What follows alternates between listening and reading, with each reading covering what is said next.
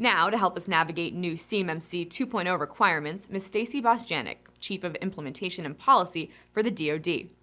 Stacey has an extensive career in government acquisition programs. She previously served as the Director of Supply Chain Risk Management for the Office of the Chief Information Security Officer, the Head of Defense Intelligence Agency's Contracting Activity, Senior Contracting Officer for the Missile Defense Agency, and Deputy Procurement Executive with the Office of the Director of National Intelligence. Stacey will now speak with Eric Noonan, CyberShe's CEO, on CMMC 2.0 and what it will mean for the DIB. I'm thrilled to be joined by Stacey Bostjanick, Chief of DIB's Cybersecurity for the Department of Defense. Stacey, that's a new title for you. I'd love to understand kind of what change that means for you and the additional good work that means you'll probably be doing. Yes, I'm actually really excited. So Kevin Delaney used to be in charge of this group and he retired. So when he retired, they took all of the DIB responsibilities and put them under my portfolio. So as a part of that, a lot of what we're doing is looking across the Department of Defense to see who has what services to offer to DIB partners. You have DC3, NSA, you've got the Air Force with their Blue Cyber, you've got Army with their NCSOC, and the Navy also, I've forgotten exactly what the Navy has as well, but we're getting ready to set up an executive steering group to bring all of these capabilities together, make sure that we have them aligned so we're not overlapping and having two groups doing the same thing, and then we can cover down on what other gaps we see that aren't being assessed at the moment. So this is really exciting because there are a lot of capabilities out there. DC3 is in the middle of a rule change, so I've inherited yet another rule, which is not my favorite thing, but we got this. We've got enough practice at it now. I think we can get it through. To expand that cybersecurity membership program to the entire DIB and not just cleared defense contractors. DC3 today has an assist capability that you can call them and walk through the NIST 800-171 and your network and get advice and counseling. And you know, if you don't understand one of the requirements, they're there to help you walk through it to make sure that you are on the right track and that you're doing the right thing. So I highly suggest that if you need support, you go out to our website, you look up DC3, and you make contact with them.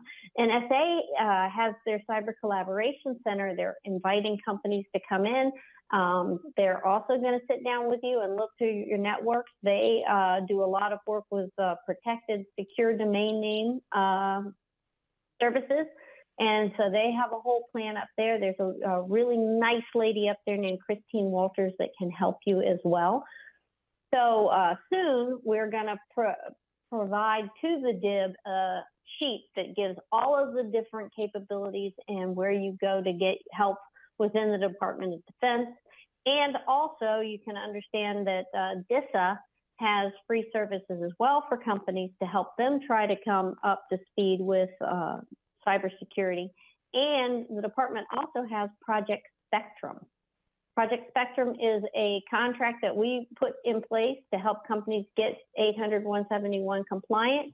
It has free services and counseling as well, to the extent they even have counselors that will come out to your spaces and help you. So I would highly recommend anyone that has questions or concerns to avail themselves of the resources that we've made available for free. Project Spectrum is awesome. And then there's another one called MXD that R&E has done. So we've got a lot of wheels and motions and things to really try to help the DIB get the good on cybersecurity. That's amazing, Stacey. I mean, really, that is truly sounds like a whole of government approach that should really be encouraging for our audience and for the DIB as a whole. It takes me back, honestly. I actually had, when I was many years ago, when I was with the large prime defense contractor, one of the first in the pilot program, 2008, 9, 10 era, I actually had the first classified DIBnet account when they were standing up that program and that infrastructure. Yeah. And so to hear now expanding beyond just cleared defense contractors and all the collaboration is frankly pretty heartening. That's a good news story. we are working very hard to try to make sure that we ease the burden.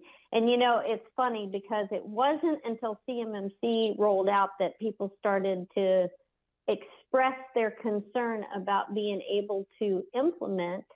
And, everybody's screaming about CMMC is going to cost too much money. But when you really drill down, it's not CMMC that they're concerned about. It's the implementation of those 800-171 requirements.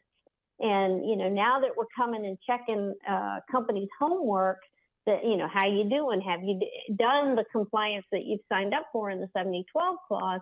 We're finding that companies really didn't understand what they were signing up for, and they really aren't prepared to put those controls in place. And sadly, we're losing our shirts in the cyber war because our adversaries are capitalizing on it. And we're losing data at a rapid loss. Companies are losing their intellectual property. There is a strong need for this nation to step up and protect ourselves because we're going to be behind the power curve if we ever go into an armed conflict, because all of our adversaries already have our intellectual property and understand a lot of our weapon systems and can have exploited their vulnerabilities or understand them. So we really have to do this. Another area that we're exploring is a cloud service provider with tool sets on top that would get a company to 80% of the compliance within this 800-171. There would still be a handful of requirements that they would have to put into place in their spaces. And so then if you selected that option, CMMC would be an assessment on how you implemented that capability in your spaces to ensure it was implemented correctly and that you had the handful of things that you were required to do correct in your spaces. Now, would that potentially a cloud option, which I think, by the way, in the folks I interact with, the businesses I interact with, the smaller businesses who have this clause, I think it's in, DCMA is publicly shared in over 1 million contracts. The 7012 clause is out there. And maybe they didn't understand it, didn't implement it, whatever the reasons were. A cloud infrastructure like that would certainly lower the cost burden, lower the complexity burden, speed the time to being more secure, more compliant. Is that something you're thinking potentially would be a government offering, an industry offering, or to be determined?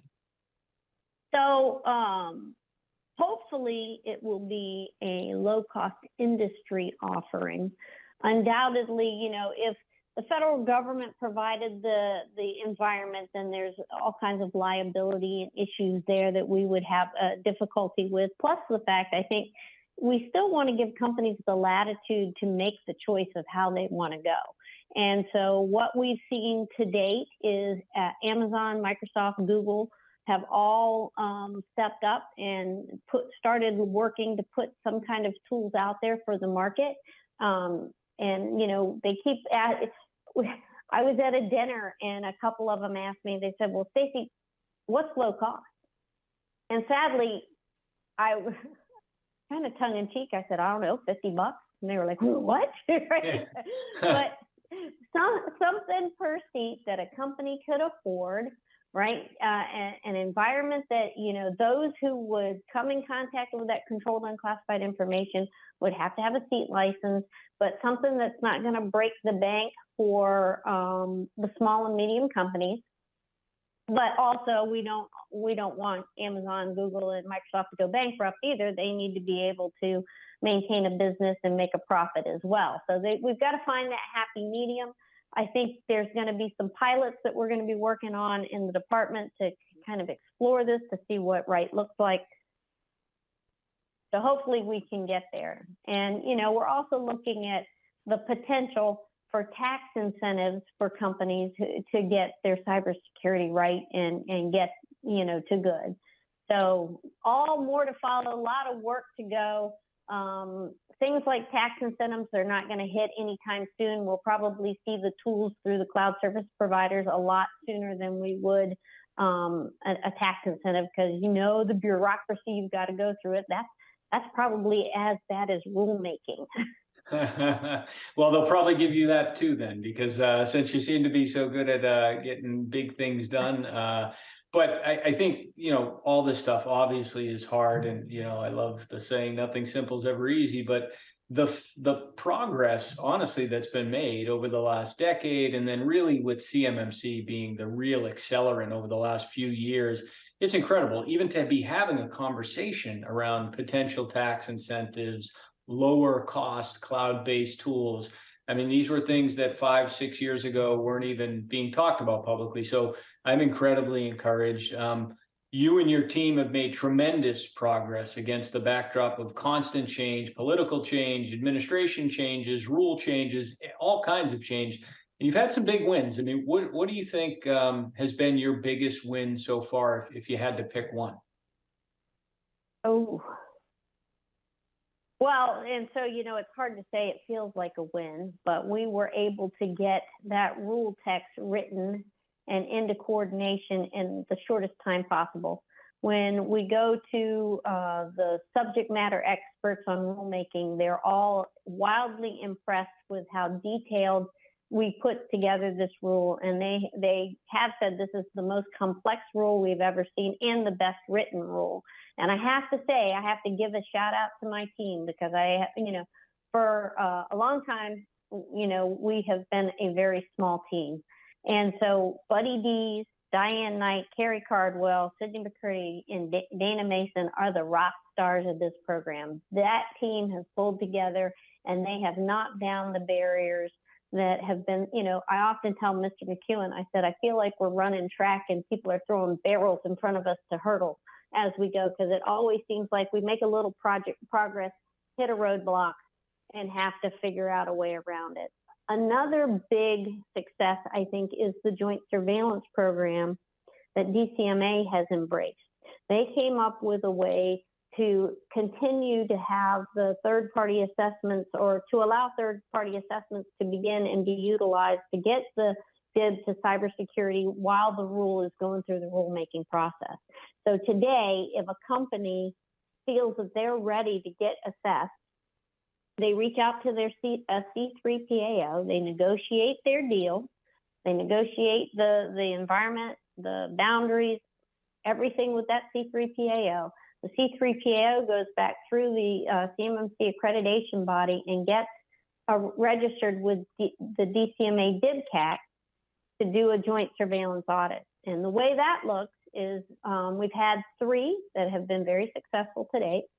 And what happens is the company does their negotiation, and then the DIBCAC assessors, it's a pared down group because they're not actually having to do the physical assessment this time, the C3PAO is, goes along and is present for the end of day hot washes and some of the presentations and what have you for that assessment. So then when the C3PAO completes their assessment and does their report, they forward that to the DIBCAC. The DIBCAC can ingest that information, and you get a score in the SPURS database as having a DIBCAC high assessment.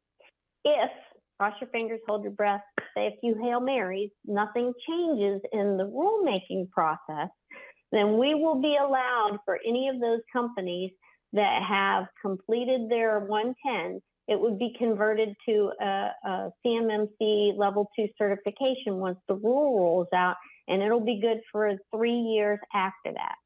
So if you sign up now, if the rule goes live in the spring, you get an extra 6 to 8 months on your 3-year certification.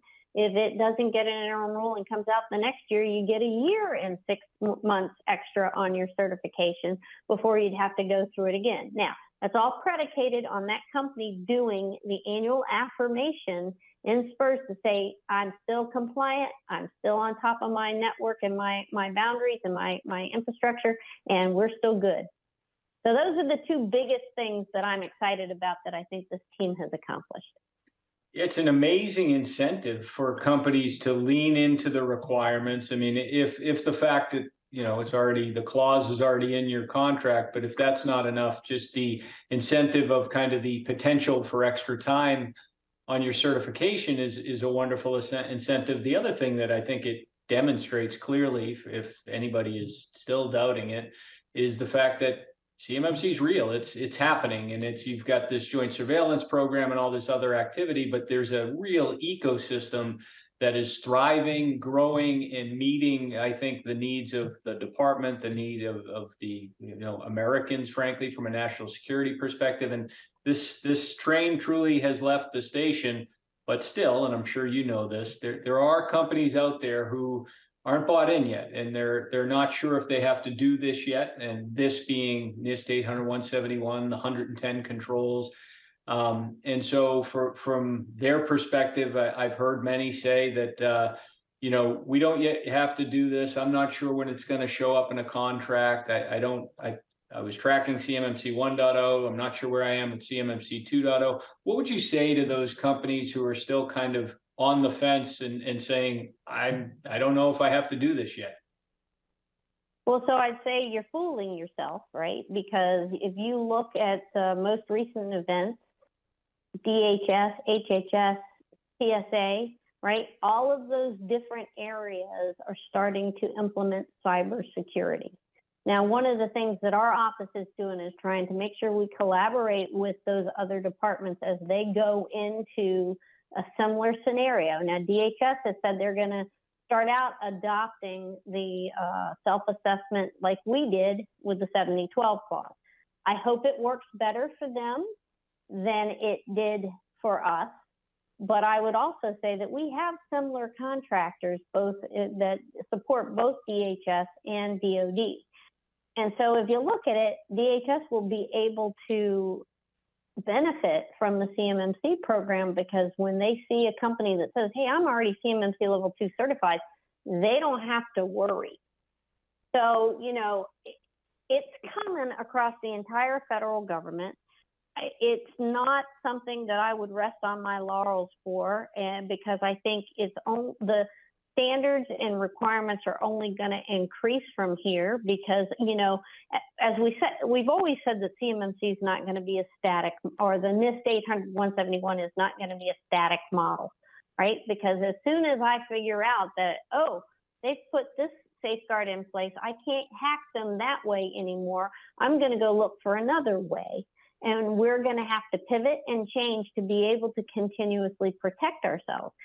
But I also would say to the companies that want to kick the can down the road, that's fine, but you do realize that there is a liability to yourself and your own intellectual property and your own data if you get hacked. We've had companies that have lost their cage code information has been hacked, and they've lost payments because somebody's gotten in, redirected their payments to their bank account. And sadly, the federal government doesn't have another chunk of money to repay you because you got hacked and somebody stole your money. And sadly, the federal government doesn't have enough resources to go after these people that are doing it. So basically, the companies that get hacked and lose their payments are kind of out of luck. Yeah, that's, there's a lot there. One of the things I want to key in on, something I hadn't thought of before that you mentioned, is kind of, I'll call it ROI, the return on investment that, I understand DHS and potentially allowing self-assessments, and you would hope that, they would kind of take a page from the DoD's experience and knowing that doesn't work. But to your point, it potentially is a different self-assessment, because DHS and many other agencies across the government could actually benefit from the CMMC program, which I hadn't thought of actually before. So it's kind of a self-assessment, but it's very different, and it actually changes the calculus a little bit about the ROI outside of the DoD and for the potentially the whole federal government to benefit from the CMMC program. Yeah. I mean, let's face it, if I was a contracting officer and I had somebody that said, yeah, trust me, I got my self-assessment, I did it, and somebody that had an equal proposal that already had a CMMC certification, I would say that would probably be the key that would put them over the top. Everything else being equal, right? You still have to have the best value to the government, but if you start looking at that, then the person who has the certification would have a better value than the person who doesn't. Yeah, no, that's very, a very common sense point that I think, any contractor should take into account as they look at how soon to go and get compliant and implement these requirements. And around kind of the timelines there, originally it was notionally going to be about 5 years kind of before CMMC was implemented, for lack of a better term. It feels like potentially the timeline could significantly move up. Without getting into any specifics of that, it's clear that we are being, as a government, more aggressive around cybersecurity. I think more collaborative. You spoke to that a few minutes ago. It seems like CMMC generally, both in terms of the timeline moving to the left and the amount of collaboration across other agencies and departments, is a big win for national security. I mean, it really seems like that. Is that, would you agree with that perspective? Oh, yes, most definitely. I mean, the fact that the federal government writ large is moving towards more tightened cybersecurity is very important for our national security.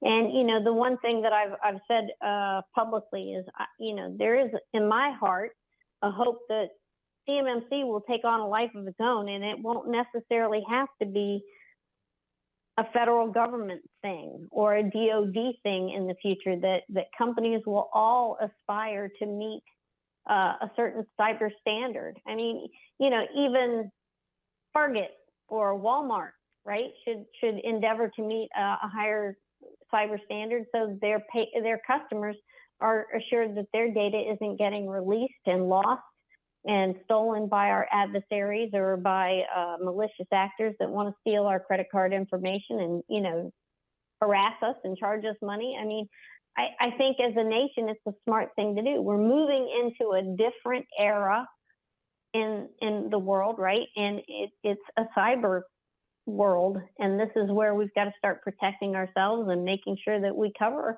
ourselves.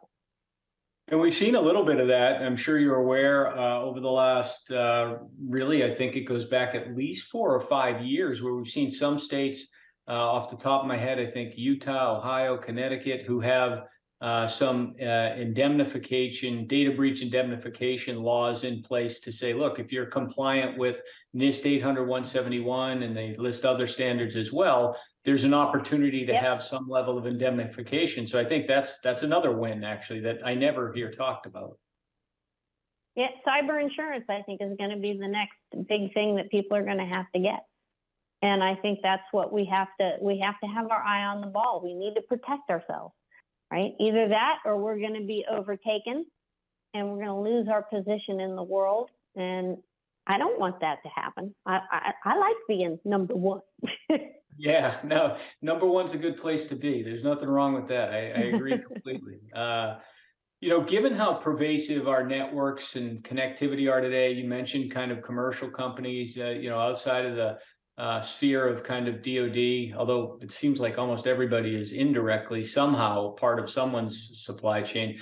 Do you think there's a day, do you envision potentially a day where defense contractors, or I'll stick with defense contractors, have to meet CMMC standards for all of their infrastructure rather than kind of the in-scope CUI portions? Because I think, as you know, one of the challenges everybody has is, do I have CUI? Where is it? What is it? I'm not sure. Right. And so if you just treated the whole infrastructure as in scope, that potentially addresses it. I mean, do you have a thought there? So my thought is it's smart to protect yourself holistically, right? Just from an outside looking in, from a non-technical person, hey, I want to protect everything I got. I do not think that DoD is ever going to require a company to go the full Monty, that they're going to have to cover everything. I think it will always be tied to the data and the information that they're handling for us. And I think that's mainly because if you look at the pushback and the frustration companies have had about the cost, right now they don't see the benefit to themselves for protecting everything. I think they're going to have to go through a few losses of payments or what have you, where they foresee the benefit of protecting everything, right? And there might be some that roll the dice and never get hit, right? Yeah, that very well could be the case. I mean, to and it's unfortunate, but I agree, it's kind of the reality is that in many companies can't see the benefit, they can only see the cost. We had an interview with Brian Krebs, and he used a term that I loved. He called it forced curiosity. Well, this clause may have been in many contracts, and maybe was overlooked, ignored, whatever the circumstances were. And now, primes and subs are being have forced curiosity around the regulation because it's clear it's coming, and I think one of the most visible manifestations of the fact that it's real and it's here is the use of SPRS. And so, what insight can you provide about the Supplier Performance Risk System, SPRS, and how, with your contracting officer background, how it might be used by contracting officers to discriminate in source selection when it comes to cybersecurity? Well, so when it comes to cybersecurity, one of the things that we're going to have to do is include evaluation criteria in our contracts for cybersecurity. But when a contract comes out and it says it requires a CMMC certification, those contracting officers are going to have to go to that SPRS database and validate that a company has the required certifications before award. Now, there's always been talk about, why don't you wait and let it happen post-award? Well, the problem is that what happens if a company never gets there? Then you're going to have to terminate a contract, right? And that delays the program, ties up all the funding, and puts you in years of legal battle. And so nobody really wants to go there. So it makes best sense to make it a pre-award contract. It's already done, out of the way before we get to contract award. So yeah, it's going to be a discriminator. Because they're going to have a requirement to ensure that you can protect and handle that data before we give it to you. Which is, again, there's so much common sense in all of this. Like you hear that, like I've shared kind of where DoD is and CMMC with people who aren't kind of part of this industry. And some of it's like, oh yeah, it seems like a good idea to make sure someone has minimum cybersecurity in place before you hand them a government contract. That it's not a shocking idea, I don't think, outside of the defense industry. No, and I really can't express enough how companies really need to do this for themselves. Protect yourselves. Make sure that you don't lose your intellectual. I get so frustrated because there is an F-35 flying around in China, right? A plane that looks just like our JSF. And I was there when those engineers worked 24 hours a day trying to make sure that they had all the kinks worked out to get that aircraft to IOC when we needed it to be there, to meet that schedule, to make sure that we had the military superiority that we needed. And because we didn't protect ourselves and our supply chain and our data, somebody could come in, download all the designs and drawings, and start building it for themselves without having to do any of that work. They didn't have to spend 24 hours a day, long nights, trying to slog through the calculations to figure out why this glitch was happening or what have you to fix it. And I'm told there's still a glitch in the cockpit canopy on the F-35, and the one that's in China has the exact same flaw. So they didn't even fix the stuff that was broken. They didn't even use their own any of their own capability and knowledge to do anything. They just took ours and started producing it exactly the same. And so that kills me. No, as an American, it should. I mean, it's such a hard thing, this topic, to make people, if you're not in the space and kind of dealing with it every day, to kind of bring it home to people. And I think that's a great example as a way to do it, because it ultimately could adversely affect all of us here, everybody here in this country, both from a national security, a freedom perspective, an economic perspective. I mean, it's a threat on all fronts for sure. Yeah. Well, go ahead, please. Go ahead. So I was going to say, as a federal employee, I have worked my entire career, especially my years in DoD and the IC, to ensure that our men and women that go in front of armed conflict to protect our freedoms have the best advantage to make it home to their families at the end of the day.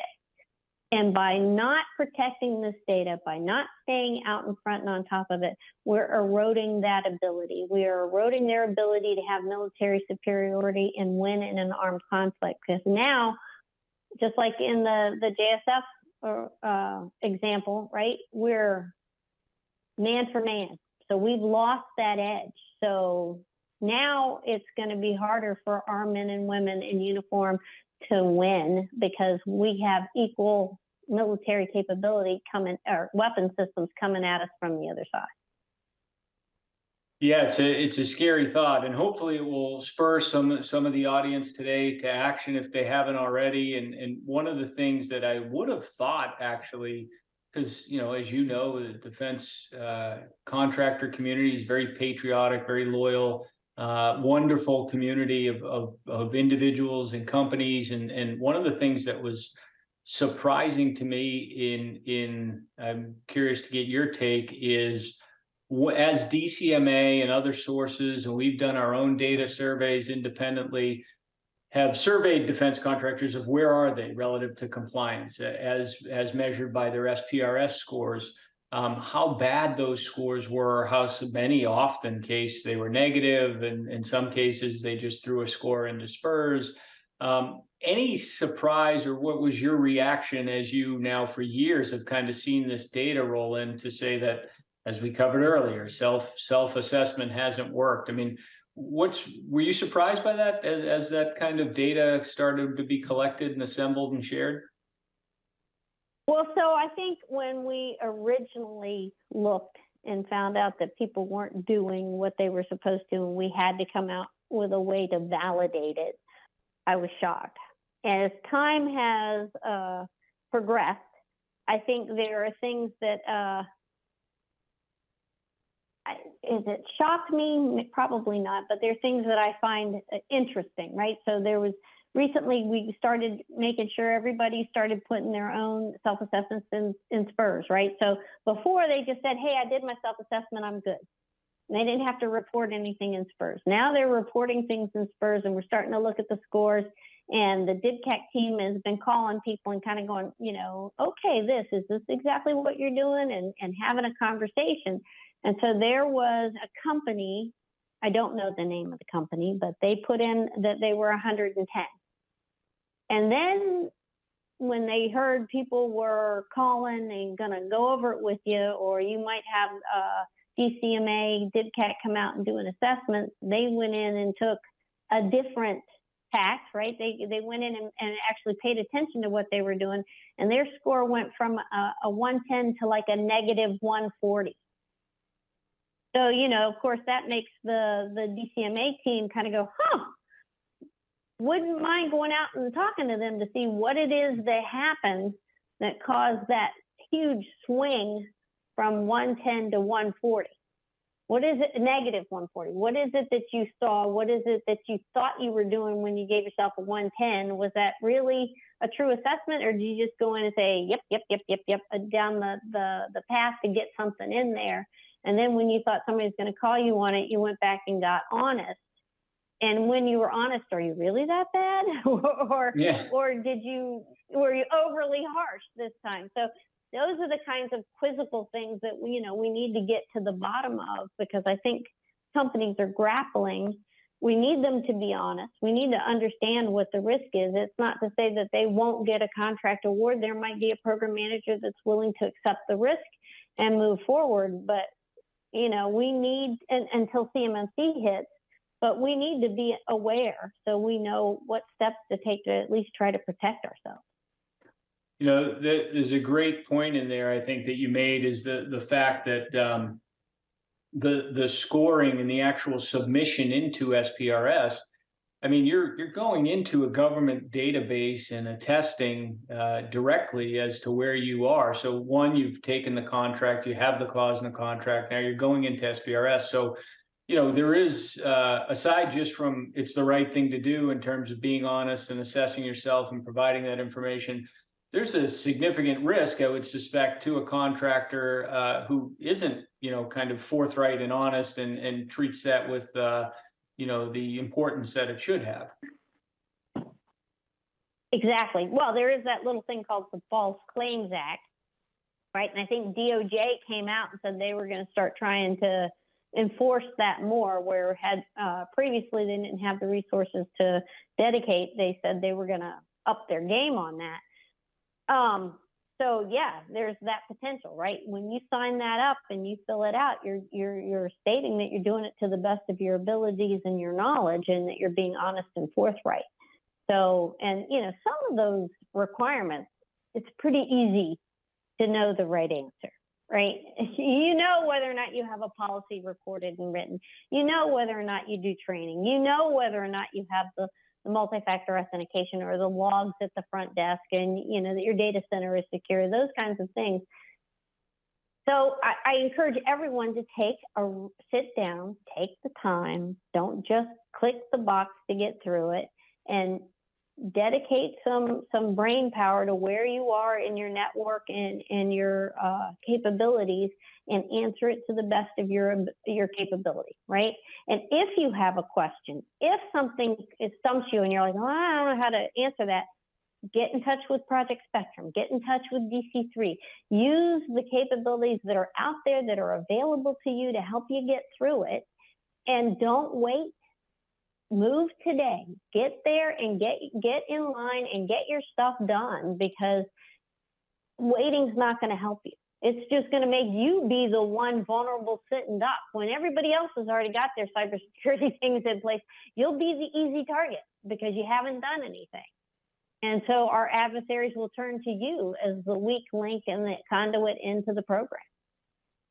Well, and I think ironically, for the criticism sometimes of the government in terms of the communication around kind of how the program was rolled out, I always point out the fact that ironically, if you had met NIST 800-171 when it first came out, kind of depending on how you're counting, let's call it 2017, you'd be done by now. You would have been done about 5 years ago. So there's actually been a lot of consistency, I think, by the government. And I think part of the message I try and share with folks is that actually it hasn't changed. There's been obviously some tweaks and personnel changes and lots of change. But if you strip away to the core of what the Department of Defense has been asking contractors to do for 7 years or so now, it's the same 110 things, and you could actually long ago been done. Oh, undoubtedly. If people had gotten on it when it first came out and didn't think, well, nobody's going to come check and I can have a POAM forever and kind of kick the can down the road, they would have gotten it in place. And it probably, I don't know for sure, but I'd say, the way the economy was 5 years ago, it might have been cheaper to get it done 5 years ago than it is to try to do it today.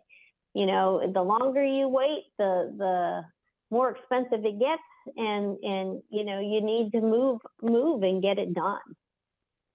Yeah, that's a great point. Cybersecurity in my time has never gotten any cheaper, right? Right. No, it hasn't. You've been super generous with your time, Stacey, and I have one last question I want to ask you as we kind of approach time here. And again, I'm here with Stacey Bostjanick, Chief of DoD's Cybersecurity for the Department of Defense. And you're always so generous with your time, so available to industry, and so kind of accessible. And I think it's part of the communication efforts have done wonders. As someone who's been here from the beginning, from 2008 and all the way through now CMMC, I think you've done wonders for communicating what's required, when it's required, the resources available. So I'd love to give you the chance, to ask something of industry. So a lot of your time obviously spent evangelizing, answering, not necessarily asking questions. Mm-hmm. So let me give you the opportunity here. What would you ask of us, industry, vendors, and really your constituents? How can we best help move this forward? So I would ask those who have gone before and gotten their cyber security in line to help the others. This is a community. This is our nation. right? We need to be reaching out to each other, helping each other. I do understand the competitive nature of different companies and why should I help him if he's going to be, could beat me out. But we really have to protect our nations and ourselves. And we need to work together as a community to make sure that we bring forward best practices, that we help each other understand how to protect ourselves in the cyber posture across the board. And so my ask would be, please help me. Please help me by getting this requirement in place, making comments to the rule when it comes out so we can make sure that it's a solid program, and work with each other and help your brother out to make sure that everybody is secure so we don't lose our shirts to our adversaries and end up in a scenario where we're not number one and we're having to answer to somebody we don't want to answer to.